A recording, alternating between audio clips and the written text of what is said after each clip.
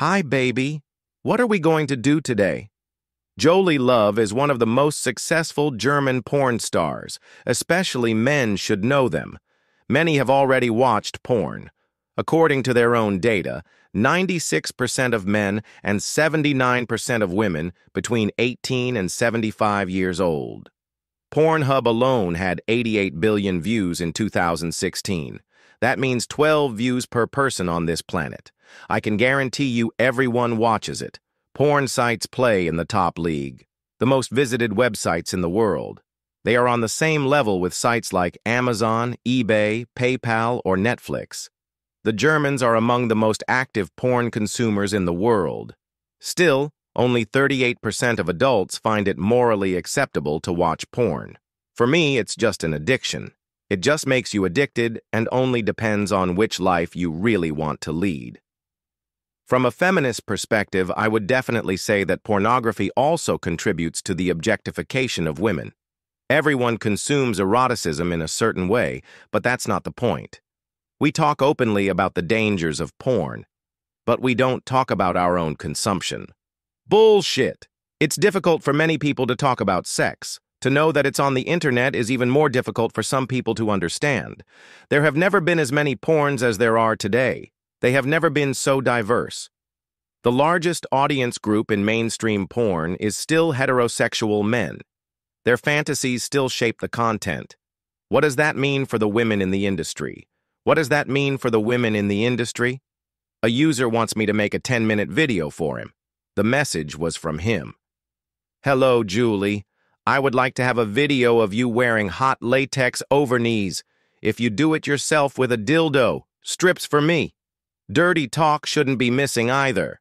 And a countdown at the end. How often do you get requests for such video requests? If I were to allow it, definitely my 5 videos a day. But I just can't do it. That's why I only accept them if I can do it on time. It's always very time-consuming for me. I want to do exactly what he wants. He pays a lot of money for it. Then it should fit. I think everyone has their limits. I don't do everything that happens involuntarily to children, animals, and disabled people. I don't do it in fiction either. I'm not out as a role player either, because I don't want to stimulate the fantasy even more. These portals like OnlyFans, Best Fans, I call them fan portals, because they are made exactly for this, to build up this fan contact and this individual. They just exploded after COVID. That was incredible.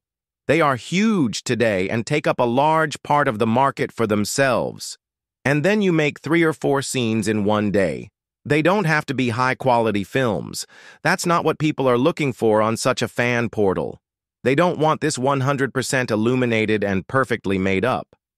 But what comes as realistically as possible to the private? Hi, Destin. I hope you like the outfit. There's something in your pants. I haven't unpacked them yet. Pornos are every day. Still, there is a clear idea of what pornography really is, even among insiders. That's a very difficult question.